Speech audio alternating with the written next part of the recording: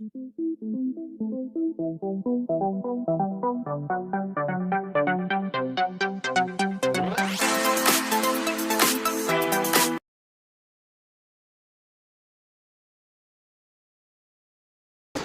Student, स्वागत है आप सभी का मेरे YouTube channel yes Ravi chemistry classes में। आज हम इलेक्ट्रोकेमिस्ट्री से रिलेटेड या गैल्वानिक सेल से रिलेटेड एक इम्पॉर्टेंट टॉपिक डिस्कस करेंगे। दो टॉपिक हमें डिस्कस करने, एक तो है फ्यूल सेल और दूसरा है corrosion and electrochemical aspect for corrosion. तो सबसे पहले हम देखेंगे कि फ्यूल सेल क्या होता है and what are the importance of fuel cell, what are the application of fuel cell. तो फ्यूल सेल नाम से हमें पता चलता है कि फ्यूल सेल क्या है। It is a galvanic cell used to convert combustion energy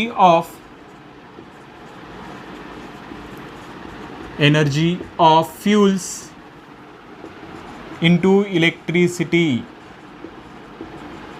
मतलब कि यूज़ करेंगे हम फ्यूल सेल, तो फ्यूल सेल जो है तो वो गैल्वानिक सेल ही है जिसमें फ्यूल की जो कंबशन एनर्जी होती है उसको हम डायरेक्टली इलेक्ट्रिसिटी में कन्वर्ट करेंगे। इसको मैं कहूँगा फ्यूल सेल। ठीक है, तो फ्यूल सेल का एग्जांपल हमें देखना है। The best example is hydrogen oxygen fuel cell.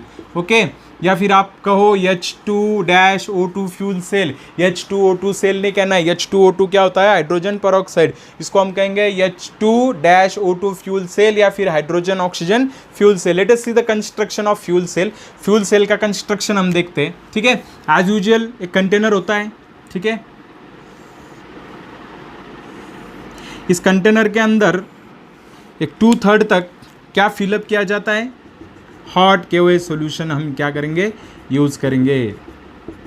इसके अंदर क्या होगा? Hot KOH solution. Generally 1 molar हम क्या करते हैं? यूज़ करते हैं। ठीक है, अभी इसके अंदर हमें क्या यूज़ करना है? कैथोड और एनोड हमें यूज़ करना है। ठीक है, सो लेट अस सी कैथोड क्या होगा और एनोड क्या होगा। ये generally graphite, porous graphite electrode हम यहाँ पर यूज़ करते हैं। ठीक है,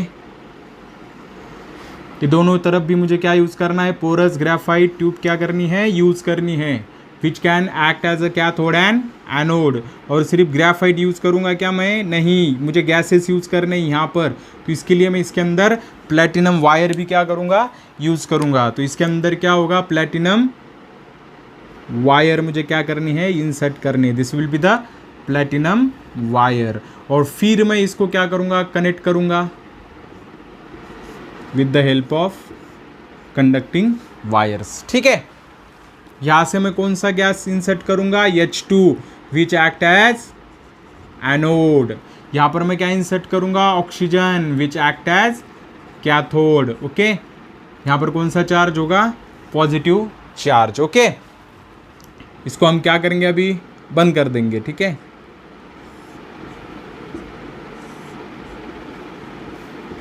और यहाँ से कौन सा बाय प्रोडक्ट निकलता है? H2। लिक्विड फॉर्म में होगा जनरली, सॉरी गैसियस फॉर्म में होता है। ठीक है, कौन सा सॉल्यूशन है? हॉट। तो ये सिंपली कौन सा सेल है? H2O2 fuel cell. तो H2O2 फ्यूल सेल क्या है? इसको कैसे डिफाइन करोगे आप H2O2 फ्यूल सेल को?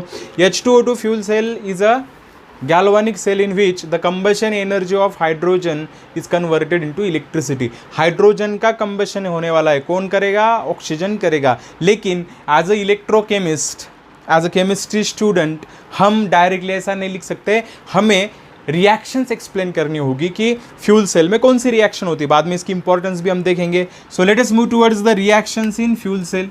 देखते हैं हम क्या रिएक्शंस होती है। Reactions in fuel cell. So fuel cell में पहली रिएक्शन कौन सी होगी? Oxidation at anode. एनोड पर क्या होगा? ऑक्सीडेशन। पता है हमें एनोड पर ऑक्सीडेशन ही होता है। So H2 get oxidise to H2O।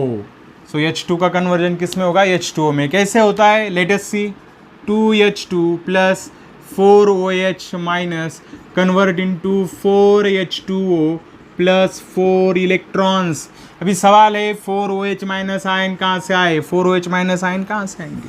KOH से आएंगे, क्योंकि KOH का डिसोसिएशन कैसे होगा, K plus OH minus. So this OH minus ions are responsible for the oxidation of hydrogen into water. Second reaction क्या है, सेकेंड रिएक्शन में क्या देखेंगे हम, सेकेंड रिएक्शन में देखेंगे reduction at cathode.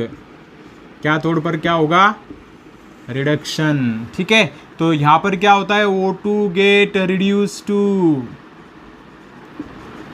H2O. Oxygen का कन्वर्जन किस में होगा, वाटर में. मतलब ऑक्सीजन का क्या होने वाला है, रिडक्शन. तो कैसे होगा ऑक्सीजन का reduction, O2 plus 2H2O plus 4 electrons convert into 2H2O. ये कौन सी रिएक्शन है, रिडक्शन रिएक्शन.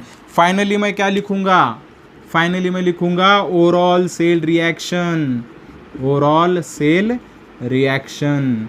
तो ओवरऑल सेल रिएक्शन में ऑक्सीडेशन और रिडक्शन को हम क्या करेंगे, ऐड करेंगे, कंबाइन करेंगे. ये 4 electron cancel, 4OH minus ion जो है तो ये क्या हो जाएगा, कैंसिल. सॉरी, यहाँ पर क्या मिलता है हमें, 4OH माइनस आयन मिलता है, सॉरी. ठीक है, तो ये 4OH माइनस आयन क्या हो जाएगा, कैंसिल हो जाएगा. ठीक है, मैं फिर से बता दूं आपको कि यहाँ पर जो बाय मिस्टेकन मैंने H2O लिखा था, यहाँ पर 2H2O और O2 का कंबाइन होकर क्या मिलता है हमें, 4OH माइनस आयन मिलता है, ऑक्सीडेशन है. तो ये 4OH माइनस आयन क्या हो गया, कैंसिल हो गया.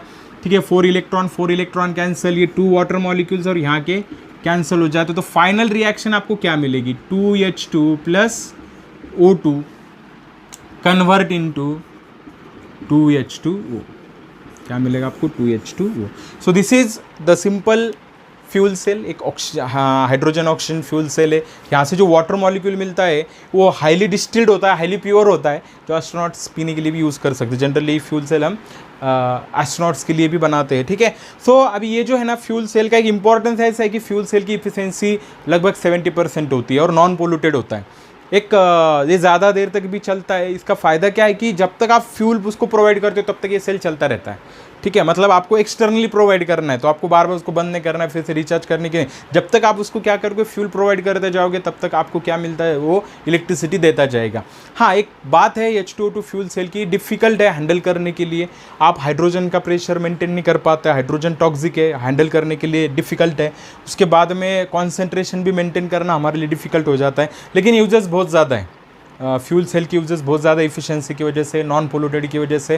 और इसमें और बहुत ज़्यादा टेक्निक जैसे मिथेनॉल सेल वगैरह, इस पर भी इन्वेंशन शुरू है. ठीक है, लेकिन अभी फ़िलहाल में हमें देखना है कि ये क्या है, गैल्वानिक सेल का एक पार्ट है, इस वजह से हमने देखा है. ठीक है, सो आई होप कि ये जो फ्यूल सेल है आपका क्लियर हो गया होगा. ठीक है, अभी जो नेक्स्ट आज का जो नेक्स्ट टॉपिक है हमारा, लास्ट एंड नेक्स्ट टॉपिक जो है वो है corrosion and electrochemical aspect in corrosion. Okay, so let us move towards the next topic. Okay, let us move towards the next topic, that is electrochemical aspects in corrosion. So first of all we should know about the corrosion. I think आप सभी को पता है कि corrosion क्या होता है. ठीक है, corrosion जो है तो मेटल से रिलेटेड एक फिनोमिनॉन है, जिसको हम नेचुरल फिनोमिनॉन भी कह सकते हैं, क्योंकि स्पॉन्टेनियसली होती है कोरोजन जो प्रोसेस होती है वो. ठीक है, तो कोरोजन एग्जैक्टली क्या होता है, ये बहुत सारे क्लासेस में हमने पढ़ा भी है. ठीक है, कि corrosion is nothing but the slow decay और destruction of any metal due to the effect of acid, moisture, heat etcetera. Okay, अब ये इतना फास्ट नहीं होता कि हम रिकग्नाइज कर पाए. ठीक है, स्लो होता है, लेकिन इसमें मेटल का डिस्ट्रक्शन हो जाता है. ठीक है, जैसे एग्जांपल के तौर पे मैं बोल सकता हूँ कि रस्टिंग ऑफ आयरन है, black spot of silver ornament पे देख सकते हो. उसके बाद में ग्रीन जो लेयर आती है जो कॉपर यूटेंसिल्स होते हैं वो भी एक रस्टिंग का एग्जांपल है. उसके बाद में आप एल्यूमिनियम के जितने भी यूटेंसिल्स होते हैं, फिर एल्यूमिनियम वायर भी अगर आप देखोगे, जो ओपन वायर होती है, इलेक्ट्रिसिटी हाई पावर जो इलेक्ट्रिसिटी वायर होती है, तो उसके ऊपर आप देखोगे कि उस पर एक लेयर होता है जो एक हमें कह सकते हैं कि ऐश के कलर का होता है, थोड़ा सा सिल्वरी कलर का होता है. It is also nothing but the oxide layer. ठीक है, सो मतलब बेसिकली जो डिस्ट्रक्शन होता है ना मेटल का, तो वो ऑक्सीडेशन की वजह से होता है, लेकिन हम ज़्यादातर रिकग्नाइज नहीं कर पाते. जो रस्टिंग ऑफ आयरन है, ये हमारे डे टू डे लाइफ में आयरन हम बहुत ज़्यादा यूज़ करते हैं, इसीलिए उसका रस्टिंग हमें पता होता है. और रस्टिंग ऑफ आयरन जो है तो वो थोड़ा सा कंसर्न है हमारे लिए. ठीक है, तो पहले हम रस्टिंग ऑफ आयरन में इलेक्ट्रोकेमिकल एस्पेक्ट क्या होता है ये पहले हम देखेंगे. उसके बाद में आयरन की रस्टिंग प्रिवेंट करना भी बहुत ज़रूरी होता है, और उसके अलग अलग मेथड भी हम देखेंगे. शॉर्टली देखने वाले, डिटेल में नहीं देखना है हमें, उस पर ज़्यादा क्वेश्चन नहीं आते, बस हम शॉर्टली एक्सप्लेन करेंगे अलग अलग जो मेथड है कुछ ट्रेडिशनल है, कुछ मॉडर्न मेथड है, ठीक है। सो let us move towards the electrochemical aspect in rusting of iron. उसके लिए मैंने क्या किया, यहाँ पर एक एग्जाम्पल के तौर पर मैं यहाँ पर लेता हूँ एक ब्लॉक है, एक्चुअली आयरन ब्लॉक मैंने लिया है, ठीक है। ये आयरन ब्लॉक हमने रख दिया है ओपन स्पेस में, और यहाँ पर क्या होगा, ये जो ब्लू लाइन में यहाँ पर मैंने जो रिप्रेजेंट किया है ना, ये क्या है, एक वाटर ड्रॉप है, वाटर ड्रॉप इसके ऊपर गिर गया, ठीक है। अभी अगर एसिडिक कंडीशन वहाँ पर मेंटेन हो जाती है तो this iron block itself divided into 2 regions, मतलब अलग नहीं होता, टुकड़े नहीं होते, उसके पास 2 रीजन में हम उसको डिवाइड कर सकते हैं। One region can be considered as a anodic region and another region can be considered as a cathodic region, ठीक है। अभी आपको पता है एनोडिक रीजन पर ऑक्सीडेशन होता है, कैथोडिक रीजन में रिडक्शन होता है। तो एनोडिक रीजन में क्या होगा, ठीक है, तो ये हम देखेंगे। एनोडिक रीजन में जनरली क्या होता है, जो आयरन है, आयरन का कन्वर्जन फेरस आयन में होता है, मतलब आयरन का जो ऑक्सीडेशन है फेरस आयन में होता है with liberation of electron. This is a simple oxidation process जो मैंने यहाँ पर लिखी है, ठीक है। और इसका जो आयरन का जो रिडक्शन पोटेंशियल है वो कितना है, -0.44 वोल्ट, ठीक है, ये मैंने यहाँ पर लिखा है। अभी कैथोडिक रीजन में क्या होता है, तो कैथोडिक रीजन में जो ऑक्सीजन होता है due to the presence of moisture it get reduce to water, वो वाटर में कन्वर्ट हो जाता है। अभी सवाल है कि ये 4H+ आयन कहाँ से आए, ठीक है।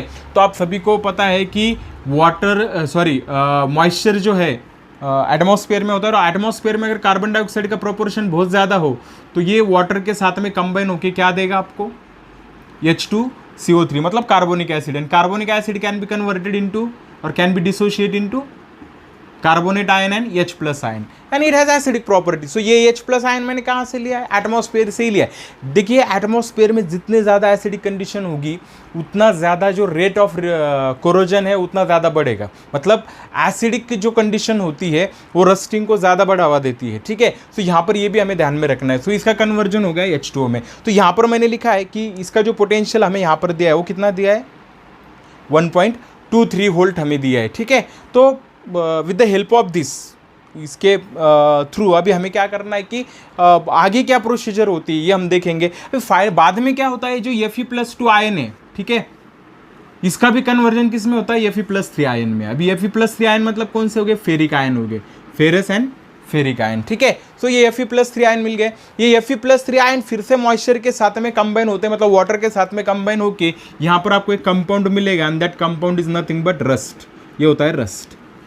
Hydrated ferric oxide is considered as a rust, इसको मैं क्या कहूँगा, रस्ट कहूँगा, ठीक है। अब इसकी इलेक्ट्रोकेमिकल एस्पेक्ट मतलब क्या होगा, तो पता है आपको, ई ऑफ सेल, अगर पोटेंशियल आपको निकालना है तो आपको पता है E of cathode minus E of anode, okay. So हमें पता है कैथोड का पोटेंशियल कितना है, 1.23 वोल्ट माइनस -0.44, तो ये आएगा 1.67 वोल्ट। तो इसका जो पोटेंशियल है जनरली तो कितना होगा, 1.67 वोल्ट होने वाला है, ठीक है। सो this is all about the electrochemical aspect in the rusting of iron और द कोरोजन ऑफ आयरन। अभी जो देखना है ना हमें कि कोरोजन को प्रिवेंट करना भी बहुत ज़रूरी होता है, कि कोरोजन का इकोनॉमिकल जो एस्पेक्ट है वो देखना भी बहुत ज़रूरी है हमारे लिए। एज अ केमिस्ट हमें ये भी सोचना है इकोनॉमिकल जो उसका जो बैकग्राउंड है वो भी हमें देखना पड़ेगा कि रस्टिंग ऑफ आयरन से या किसी भी मेटल की रस्टिंग से हमें क्या नुकसान होगा। तो आपको बता दूं, हम आयरन के बारे में थोड़ा सा डिस्कस करेंगे कि अकॉर्डिंग टू द सर्वे जो USA में जो नया प्रोडक्शन होता है आयरन का या स्टील का, ठीक है, तो उसमें से 25% जो स्टील है ना वो रिप्लेस करने के लिए यूज़ किया जाता है। किसको रिप्लेस करते हैं, तो जो कोरोड जो आयरन है या फिर उसके जो आयरन यूटेंसिल्स है, सब्सटेंस है, उसको रिप्लेस करने के लिए यूज़ करते हैं। मतलब एक्चुअली प्रोडक्शन सिर्फ 75% का है, 25% तो क्या हो गया, लॉस हो गया। और ये बहुत बड़ा होता है, बहुत ज़्यादा होता है ये, ठीक है। और इंडिया में भी ऐसा ही है, लगभग 12 to 15% है, लेकिन हम फिर भी यूज़ करते हैं उसको। वो थोड़ा सा डेंजरस भी होता है, मतलब रस्ट मटेरियल अगर आप ज़्यादा यूज़ करते हो तो वो क्योंकि ब्रेक भी हो सकता है। तो इसको प्रिवेंट कर सकते हैं कि हम, यस डेफिनेटली हम रस्टिंग को प्रिवेंट कर सकते हैं। उसके अलग अलग ट्रेडिशनल मेथड वगैरह हमें देखने हैं। सो let us move towards the prevention methods of rusting of iron. मैं यहीं पर एक शॉर्टली आपको रिप्रेजेंट करूँगा, वो जो प्रिवेंटिव मेथड्स है यहीं पर ही रिप्रेजेंट करने की कोशिश करता हूँ, ठीक है।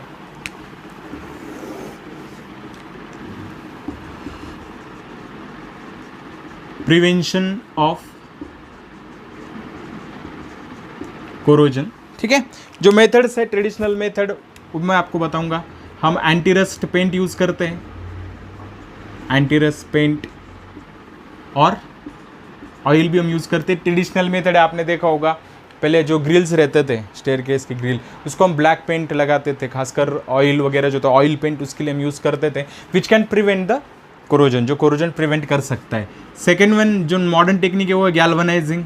आप सभी को पता है जो शिपमेंट होती है या शिप्स जो होते हैं तो उनको बार बार गैल्वनाइज किया जाता है। गैल्वनाइजेशन का मतलब क्या है? The zinc layer on iron surface. हम आयरन सरफेस पर क्या करते हैं? जिंक की लेयर देते हैं। उस प्रोसेस को हम क्या कहते हैं? गैल्वनाइजेशन। और अभी बहुत ज़्यादा यूज़ करते हैं galvanisation process instead of anti rust paint वगैरह उसका, क्योंकि गैल्वनाइज करने के बाद में थोड़ा सा अट्रैक्टिव भी दिखता है। ठीक है, उसके बाद में है टीनिंग भी कह सकते हैं हम। टीनिंग एक प्रोसेस है जो टीन के बर्तन वगैरह रहते थे पहले, ब्रास वगैरह यूज़ करते थे, तो टीनिंग उसकी की जाती थी, पहले टीन यूज़ किया जाता था। उसके बाद में है एनोडाइजेशन। जनरली अंडरग्राउंड जो पाइपलाइंस होती है वाटर की, उसमें एनोडाइजेशन किया जाता है। मतलब एक anode tube, generally magnesium underground जो पाइपलाइंस होते हैं, अंडरग्राउंड वाटर पाइपलाइन जो होती है, तो वहाँ पर magnesium as a anode use किया जाता है। इसकी वजह से होता क्या है कि मैग्नीशियम का ऑक्सीडेशन हो जाता है रादर देन आयरन, तो हम ज़्यादा दिनों तक उसका क्या कर सकते हैं? यूज़ कर सकते हैं। तो एनोडाइजेशन में जो है तो दूसरा मेटल यूज़ किया जाता है which is more reactive than the metal which we have to prevent from the corrosion. Okay, उसके बाद में पैसिवेशन, ये तो सभी को पता है। पैसिवेशन में क्या होता है? एक ऑक्साइड लेयर बनाई जाती है जो कि फर्दर ऑक्सीडेशन क्या करती है? प्रिवेंट करती है। एल्यूमिनियम के बारे में हम ये बहुत ज़्यादा यूज़ करते हैं। एल्यूमिनियम के जो वायर्स होती है, हाई पावर केबल जो होती है, तो उसके ऊपर कोई कवरिंग नहीं होती। क्यों नहीं होती? और बहुत दिनों तक वो रहती भी, टिकती भी है। ठीक है, क्यों? क्योंकि उसके ऊपर एक बार अगर ऑक्साइड लेयर फॉर्म हो जाए ना तो बाद में ऑक्सीडाइज नहीं होती, उसको हम पैसिवेशन कहते हैं। तो पैसिवेशन में क्या करते हैं? मेटल सरफेस को ऐड करते हैं कॉन्सेंट्रेटेड HNO3 इसमें, और उसके ऊपर क्या फॉर्म होते हैं? ऑक्साइड लेयर, जो कि क्या होती है? पैसिव होती है। ठीक है, और लास्ट वन है एलॉइंग। एलॉइंग तो ये तो हम कह सकते हैं कि वरदान है अभी हमारे लिए। ठीक है, एलॉइंग में तो हम सिर्फ कोरोजन ही नहीं प्रिवेंट कर सकते, लेकिन उसके प्रॉपर्टी भी चेंज कर सकते हैं, उसका वेट कम कर सकते हैं, उसकी ड्यूरेबिलिटी भी बढ़ा सकते हैं, उसका कलर चेंज कर सकते हैं। ये सारी चीज़ें हैं, ठीक है, जो एलॉइंग में हम यूज़ करते हैं। तो ये इसमें से अगर ऊपर वाला आप छोड़ दो तो बाकी सभी मॉडर्न टेक्निक से। एक टीनिंग भी एक पुरानी मेथड है, अभी ज़्यादा हम क्या नहीं करते, यूज़ नहीं करते। So this is all about the galvanic cell. Galvanic cell का जो पार्ट था वो लगभग अभी हमारा कंप्लीट हो चुका है। बस ये चैप्टर का थ्योरेटिकल जो पार्ट है, सिर्फ टर्म्स इन कंडक्टिविटी सेल जो है, या फिर टर्म्स इन कंडक्टिविटी, ठीक है, वो मुझे लर्न करना है। हार्डली एक 15 से 20 मिनट्स का एक उसके लिए एक लेक्चर लगेगा, उसमें मैं आपको एक्सप्लेन कर दूंगा।